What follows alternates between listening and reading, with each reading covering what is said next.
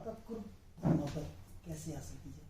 اسی طرح جس سے اللہ نے خود کہا ہے، کیونکہ اس میں ہماری تصورات جو ہے نا وہ امیجنیشن جو ہے کام نہیں آتی.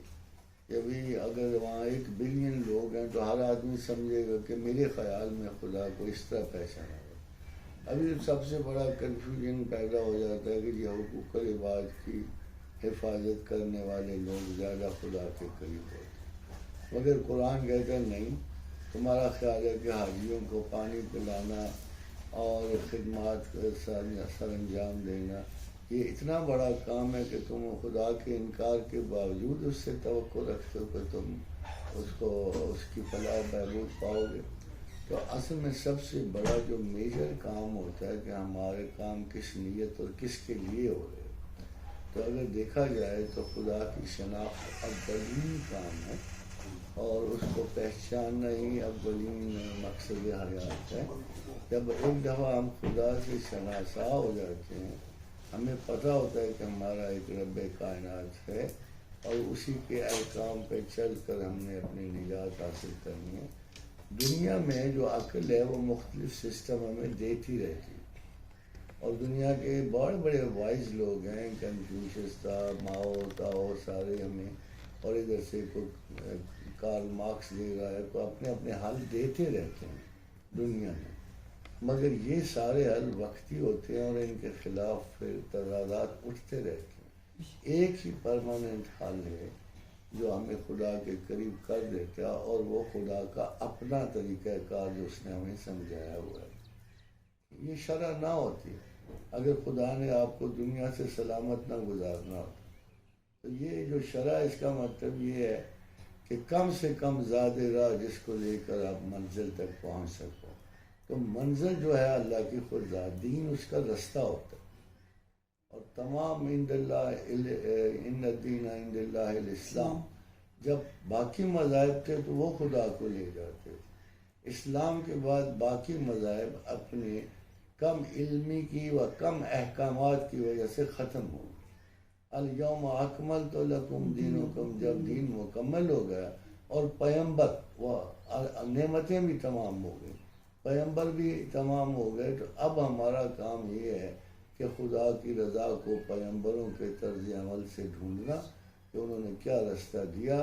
اور ہمارے آقا و رسول نے زندگی کی کسی فیلڈ میں بھی ایسی نہیں ہے جس میں ہماری رہنمائی نہ کی ہو. اس لیے اب واضح رستہ وہی ہے جو خدا و رسول کا. اب دیکھو ہمارے اختلافات وہاں پہنچتے ہیں کہ کوئی شخص حدیث کا انکار کر رہا ہے، کوئی حاکمیت ختمیت کا انکار کر رہا ہے. تو ان لوگوں کے نصیب میں علم نہیں ہوتا. علم کا ایک ہی رستہ واضح ہے، خدا اور اس کے رسول. اور اس کے بعد وہ جماعت جس نے خدا اور رسول کو سمجھا پڑھا اور کامیاب ہو گئے، وہ ایک ہی جماعت ہے ساری کائنات میں جن کے بارے میں اللہ نے کہا کہ رضی اللہ تعالی عنہ، یعنی خدا اپنے اللہ کے رسول کے اصحاب سے راضی ہو. تو ہمارے پاس بالکل ظاہر ہو جاتا ہے کہ خدا کا رستہ، رسول کا رستہ اور ان کے اصحاب کا رستہ. This is the only way to get closer to God. اب وہ کرتے کیا تھے، ان کا میجر کام کیا تھا، وہ خدا نے قرآن میں گنا دیے ہیں. عبادات کے اصول بھی گنا دیے اور تفکر کے اصول بھی گنا دیے. اب دیکھو خدا کیا کہتا ہے کہ سب سے بڑے بندے میرے وہ ہیں الذین یذکرون اللہ قیاما وقعودا وعلی جنوبہم. میرے وہ بندے ہیں جو ہر وقت بیٹھے اٹھتے کروٹوں کے بل اور ہنستے کھیلتے ہوئے بھی مجھے یاد رکھتے ہیں، میری یاد میں رہتے ہیں. فرض کرو خدا یہ کہتا ہے کہ میرے اچھے بندے وہ ہیں جو کھڑے بیٹھے کروٹوں کے بل مجھے یاد کرتے ہیں، اور آپ کو کوئی بندہ مل جائے اور کہے یہ تسبیح نہ پڑھو یہ جلالی ہے، یہ تسبیح نہ پڑھو جمالی ہے، یہ کس اللہ نے کہا ہے؟ ایسا تو کوئی تصور نہیں. اللہ تو یہ کہتا ہے کہ بیٹھے اٹھے کھڑے جب ہر وقت مجھے یاد کرو. اور دوسرا حصہ وہ یتفکرون فی خلق السماوات والارض، اور زمین و آسمان کی تخلیقات پہ غور کرتے ہیں. تو اللہ نے 2 طریقے بتائے. وہ خدا کہتا ہے کہ میرے عالم وہ ہیں انما یخشی اللہ من عبادہ العلماء، جو اللہ کے لبادے کے تلے ہیں وہی میرے عالم ہیں، وہی عالم ہیں جو مجھے ہر وقت یاد کرتے ہیں، وہی عالم ہیں جو میرے احکامات کی تکمیل کے لیے زندگی بسر کرتے ہیں، میں ان کے بہت قریب ہوں۔ پھر آپ دیکھیں قرآن میں کچھ ایسے فکرے موجود ہیں جن سے قریب سے بھی زیادہ کا لفظ استعمال کیا۔ ایک تو ہم ہیں نا کہ ہم چاہتے ہیں خدا کے قریب، ایک وہ ہے جن سے خدا محبت کرنے کا اعلان کر رہا ہے، ان اللہ یحب المحسنین، لفظ محبت ہے۔ یہ تو بہت بڑی بات ہے نا، قریب جانا تو پھر پتہ نہیں وہ ادھر سے ہوتے ہیں کہ نہیں، وہ خدا کہتا ہے کہ میں محسنین سے بڑی محبت رکھتا ہوں، جو لوگوں پہ احسان کرتے ہیں ان سے بڑی محبت کرتا ہوں۔ ان اللہ یحب المقسطین، کہ وہ جو انصاف کرنے والے ہیں اللہ ان سے بڑی محبت کرے۔ ان اللہ یحب جو خدا کہتا ہے یحب التوابین و یحب المتطہرین، توبہ کرنے والے سے اللہ بڑی محبت رکھتا ہے۔ تو ہمارے پاس ہر رینک کے صاف ستھرے رہنے والوں سے اللہ بڑی محبت کرتا ہے، تو ہمیں وہ ساری چیزیں بتائیں جن سے اللہ محبت کرتا ہے، تو ہم ایسے کیوں نہ ہو جائیں۔ اگر ہم ایسا نہیں ہونا چاہتے تو ہمیں محبت اور تعلق کا دعویٰ بھی نہیں کرنا چاہیے، اگر ایسا ہونا چاہتے ہیں پھر وہ طریقہ کار ہے۔ سر خدا داد صلاحیتوں کی پہچان کیسے ممکن ہے؟ دیکھو خدا داد صلاحیتیں تو ہماری بڑی بچپن سے بن گئی ہوتی ہیں، یعنی ہمارے نروس سسٹم مکمل ہو گئے ہوتے ہیں، ہماری کتاب لکھی جا چکی ہوتی ہے، ہماری عادات ہم اپنے ماں باپ سے، اپنے باپ دادا سے، جینیٹک سے، پرسنل سے، پھر ذاتی ایکوائرڈ صفات ان پہ غالب آتی ہیں کہ ہم اپنے کن مقاصد کا تعین کرتے ہیں، جن مقاصد کا تعین کریں گے ان کے لیے جو صلاحیتیں خرچ ہوں گی وہ ہماری اچھی صلاحیتیں ہیں۔ ابھی پروردگار عالم نے کہا ہے قل یا عبادی الذین اسرفوا علی انفسہم، کہ دیکھو تم میں سے کچھ لوگ ایسے ہیں جنہوں نے ان صلاحیتوں کا ناجائز استعمال کیا، اس کو خدا کہتا ہے فضول خرچی ہے۔ اگر میں نے تعلیم کے لیے پیسے خرچ کیے ہوں اور میں جا کے کسی فضول سے مقصد کے خرچ کر تو وہ اسراف ہے، پھر میں روں گا کیوں؟ جب وقت آئے گا میرا اصل مقصد حاصل کر میرے پاس تو وہ کچھ نہیں ہوگا، تو خدا اس کو اسراف کہتا ہے، گناہ کو اسراف کہتا ہے، فضول خرچ لوگ ہو تم۔ میں نے دی تھی صلاحیتیں اپنے لیے مقاصد عالیہ کو طے کرنے کے لیے، تم نے مفت میں اور فضول خرچ کر دی۔ تو ہماری وہ صلاحیتیں جو ہمیں خدا کو جاننے کے کام آتی ہیں وہی اصلی صلاحیتیں ہوتی ہیں جو ہمیں راہ راست پہ رکھتی ہیں، اور یہ ساری صلاحیتوں کے اوپر ایک پیکٹ چلتا ہے، وہ اعتدال ہے کہ ہمیں ہر حال میں معتدل رہنا ہوتا ہے۔ زبان میں تاثیر کیسے پیدا؟ اخلاص ہے، اسی لیے اللہ نے قرآن حکیم میں کہا نا ایک بار کہ دیکھو 3 رولز ہیں، 3، اور کسی میں مقرر کے لیے، کسی اس بندے کے لیے جو خدا کی راہ میں بات کرنا چاہتا ہے، یا کسی بھی جنرل کانسیپٹ آف ایلیٹڈ ٹاکس کے لیے 3 اصول چاہیے، اور پہلا جو اصول ہے وہ علم ہے، دوسرا بحث میں نرمی برتنا ہے۔ اب جو چیز چلاہٹ ہو رہی ہوتی ہے، لارڈ برٹن نے کہا کہ 2 بندے جب بحث کرتے ہیں تو دونوں کو کچھ نہیں سمجھ آ رہی ہوتی، جس کی آواز اونچی ہوتی ہے وہ جیت گیا۔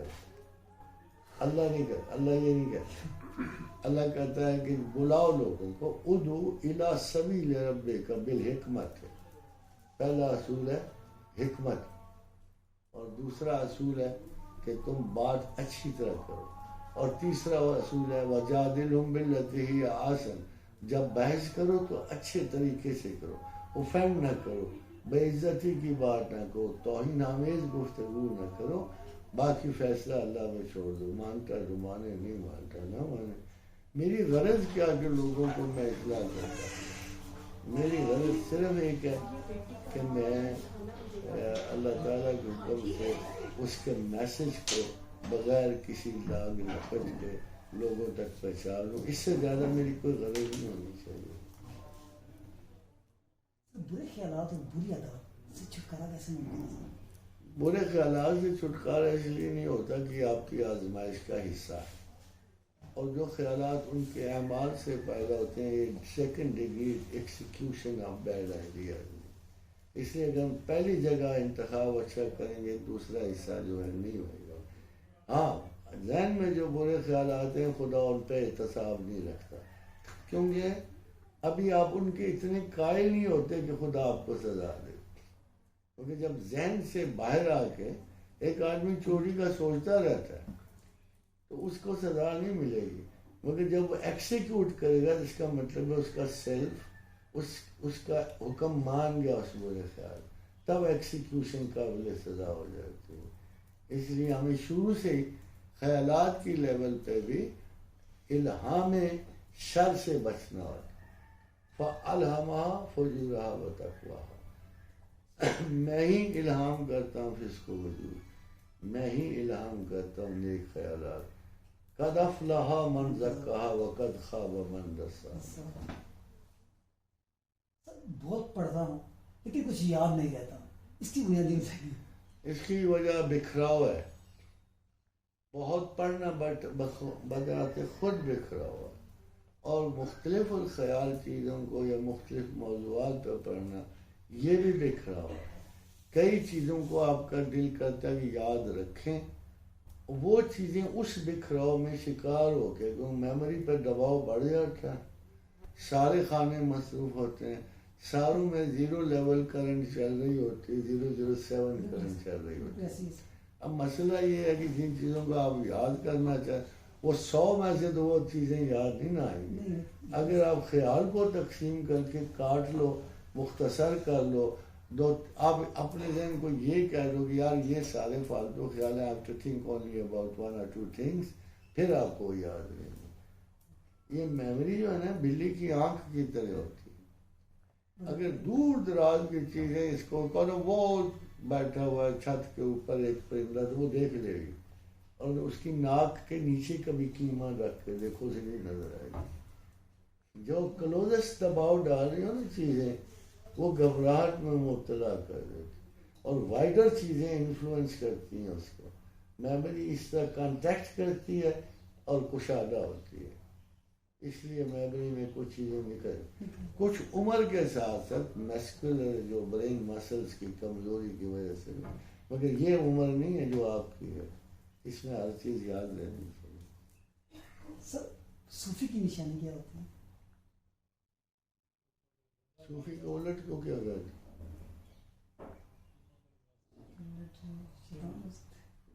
ویسے جو عام محاورہ اس میں تو کوفی کہتے ہیں، تو جو کوفی نہیں ہے وہ صوفی ہے. مطلب یہ کوئی پیدائش نہیں ہے، جو والا مخالف نہیں ہے، جو اپنی بات کے بڑے قریب رہتا ہے. دیکھو سب سے بڑی نشانی سچائی کی کہ جو شخص اپنے بات کے قریب رہتا ہے وہ سچا ہے. جو بات کہتا ہے اس میں آپ کو پتہ ہوتا ہے کہ یہ غلط نہیں کہہ رہا ہے، کیونکہ بہت قریب ہے بات کا. کبھی کبھی مس ایپ ہو جائے تو ہو جائے، مگر اصولاً جو شخص اپنے کہی ہوئی بات کے قریب رہتا ہے وہ صوفی ہے، چاہے وہ برا یا اچھا ہے. شیطان کے بھی ولی ہوتے ہیں، اللہ کے بھی ولی ہوتے ہیں. اللہ ولی الذین آمنوا یخرجہم من الظلمات الی النور والذین کفروا اولیاءہم الطاغوت یخرجونہم من النور الی الظلمات اولئک اصحاب النار هم فیہا خالدون. دونوں طرف ولی ہوتے ہیں. یہ اللہ کے ولی ہیں جو اچھی بات کرتے ہیں اور اس کے قریب ترین رہتے ہیں، اور وہ شیطان کے ولی ہیں جو بری بات کرتے ہیں اور اس کے قریب رہتے ہیں. یہی پہچان ہوتی ہے. سر ایک آخری سوال ہے، نوجوان نسل کے لیے جن کو اپنی منزل اور اپنا مقام کا نہیں پتا، ان کو کیا پیغام دیں گے؟ منزل و مکان کا پتہ ہوتا ہے، یہ تو نہیں ہے، کیونکہ بچپن سے ماں باپ بوڑھے ہوں اچھے ہوں ایک ہی بات بتا رہے ہیں، سچ بولو، پھر سچ نہیں بولتے. آگے چل کے زمانوں نے کہتا ہے کوئی مثال ہی نہیں ہے سچ بولنے کے، تم کیوں بول رہے ہو. تو جو شخص جو ہے اپنے اچھے کسی پیام کی حفاظت کرتا ہے وہی زندگی میں اول و آخر کامیاب کرتا ہے.